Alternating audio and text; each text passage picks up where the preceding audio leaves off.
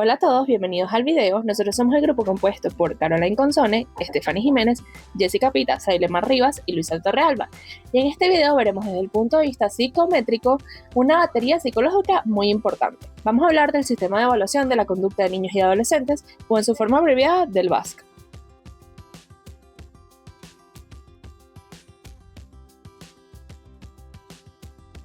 En primer lugar, nos podemos estar preguntando, ¿qué es el VASC?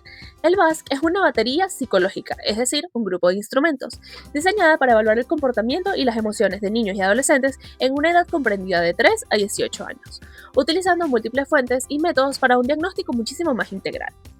Esta batería fue creada originalmente por Cecil Reynolds y Randy Campos en 1992.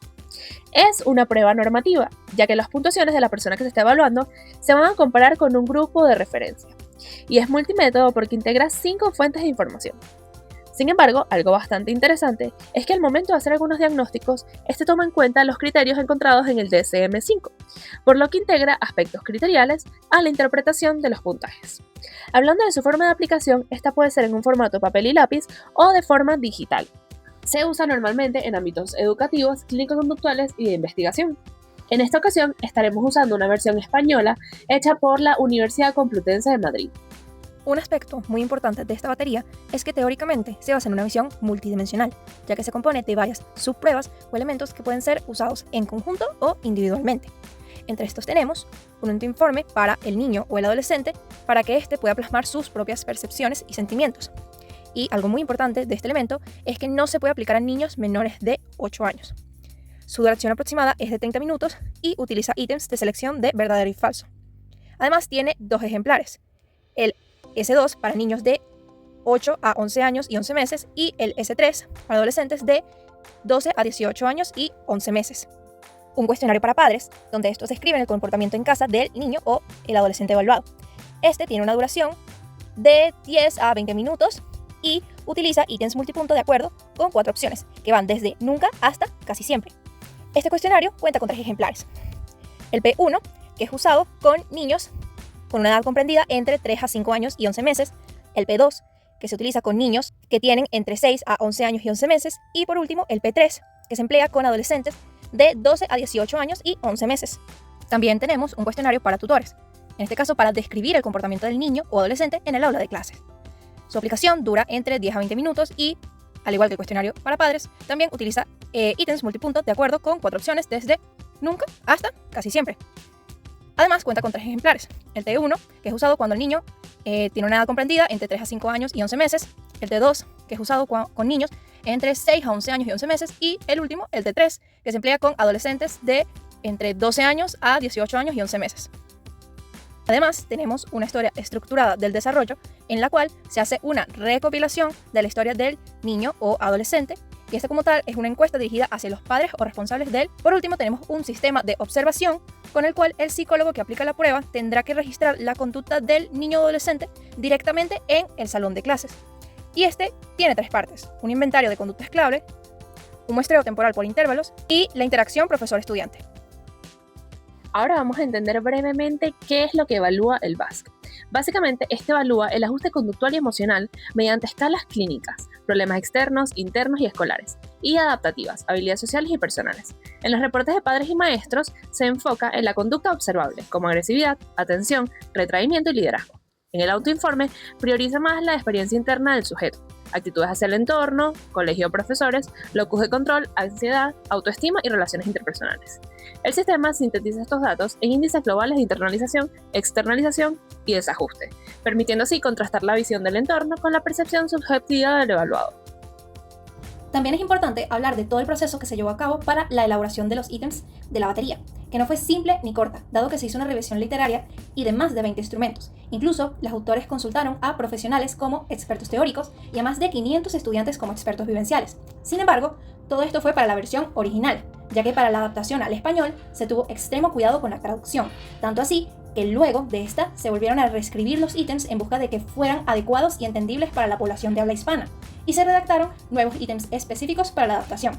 Finalmente, luego de ser revisada, modificada y analizada repetidas veces, en la versión final se incluyeron algunos de los ítems nuevos y se eliminaron algunos de los originales, manteniendo aproximadamente un 95% de la versión original.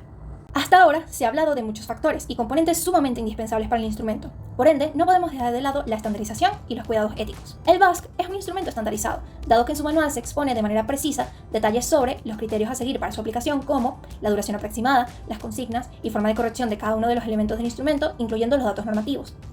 En cuanto a las consideraciones éticas, establece directrices claras sobre los principios que deben seguirse durante su aplicación, tales como que solo psicólogos pueden interpretarla, requiere consentimiento informado y los resultados son confidenciales.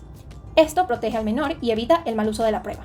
En el caso de las propiedades psicométricas, específicamente la confiabilidad, se llevaron a cabo dos estudios. El primero, tenemos un estudio de consistencia interna, con coeficientes de equivalencia que van desde 0,70 a 0,90 para las dimensiones globales, lo cual habla sobre la buena homogeneidad que existe entre las respuestas del instrumento.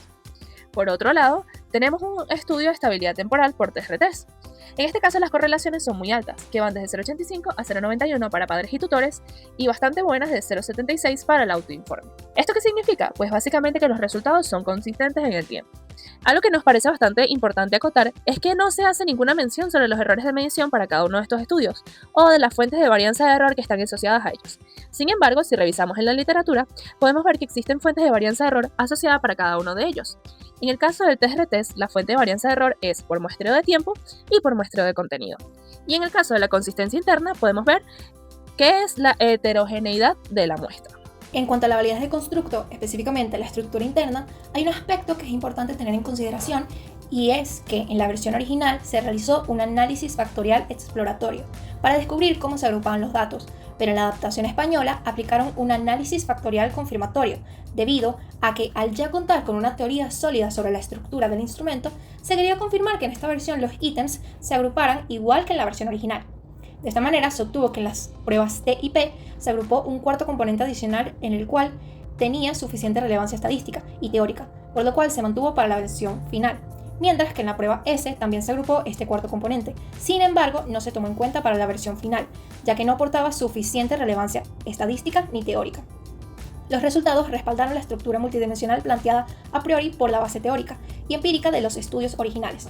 Posteriormente se realizó un análisis factorial exploratorio para confirmar que no se estaba dejando por fuera alguna posible estructura subyacente. En este caso, los resultados fueron similares a los del análisis factorial confirmatorio, lo cual indica que el modelo utilizado logró un buen ajuste aún con las modificaciones realizadas para la versión española. Otra pregunta que hay que hacernos respecto al BASC es si las inferencias que se pueden hacer a partir de las puntuaciones obtenidas con esta batería tienen sustento. Para responder esta cuestión, es relevante precisar que cuando se habla de validez, se refiere a un proceso continuo que se manifiesta a partir de evidencias sucesivas recolectadas por varios métodos, desde la revisión exhaustiva de la literatura relacionada con la variable hasta análisis estadísticos como el análisis factorial exploratorio y confirmatorio, así como los estudios de lo que se conocía como validez convergente, que según la literatura actual se divide en las evidencias basadas en la relación con otras variables, que incluye la validez convergente, divergente y la estructura interna que involucra el análisis factorial exploratorio. Para fines prácticos se utilizará la terminología de validez de constructo. Todos estos estudios se realizaron para cada una de las escalas del BASC. Siguiendo con la validez, específicamente con las evidencias basadas en relación con otras variables, se informa que se correlacionaron los cuestionarios T, P y S con otras pruebas ya validadas y reconocidas como son el TRF, el RBPC y el BASC. Aquí se encontraron correlaciones positivas de altas a moderadas, especialmente en las escalas de exteriorización de problemas, lo cual nos indica que el BASC justamente mide constructos similares a los constructos que miden otras pruebas. Existe una impresión técnica en el manual. Aunque se menciona la validez de criterio, los estudios apuntan realmente a la validez de constructo convergente, al contrastar el BASC con otros instrumentos que miden fenómenos similares. Si bien los autores hallaron evidencia tanto convergente como divergente, el reporte se limita exclusivamente a detallar resultados convergentes. Ahora vamos a ver cómo las puntuaciones directas fueron transformadas para que se puedan interpretar. En esta batería se implementan puntuaciones T, la cual es una puntuación estandarizada que posee una media de 50 y una desviación típica de 10. Esto permite comparar el resultado que tuvo el niño con un grupo normativo de su misma edad y de su mismo género. No obstante, algo que nos parece crucial e importante aclarar es que estas puntuaciones no están normalizadas, sino que son puntuaciones lineales. Sin embargo, en el manual se aclara que las distribuciones de sus escalas son asimétricas, lo cual está siendo bastante curioso e interesante. Además, también podemos ver que se emplean percentiles, Estos permiten identificar exactamente en qué parte se encuentra el individuo dentro de un continuo en comparación a los demás. Para la interpretación de las puntuaciones, el usuario debe elegir el baremo que le parezca más adecuado, siendo estos uno general, uno para género y uno para edad. Luego de todo lo presentado, vamos a exponer cuáles son las ventajas, desventajas y críticas que se pueden hacer al BASC. Entre las ventajas está que el BASC-3 es una de las baterías más completas que existen, además de que su enfoque multimétodo reduce sesgos, debido a que integra distintas fuentes de información para poder describir al individuo de manera más integral. También cuenta con evidencias de validez sólidas. Sin embargo, tiene puntos débiles, ya que psicométricamente hablando, una de las escalas, confianza en sí mismo, es poco confiable, es decir, que la medición de dicha dimensión no es precisa, por lo que un diagnóstico no debería basarse solo en ella y se debe acompañar obligatoriamente de otros aspectos. Además, no se reportan errores de medición, ni cuáles podrían ser las fuentes de varianza de error asociadas. Por otro lado, su extensión puede cansar a los niños. Culturalmente, aunque se adaptó al español, no cuenta con un baremos venezolano, lo que puede afectar la precisión del diagnóstico en nuestro contexto.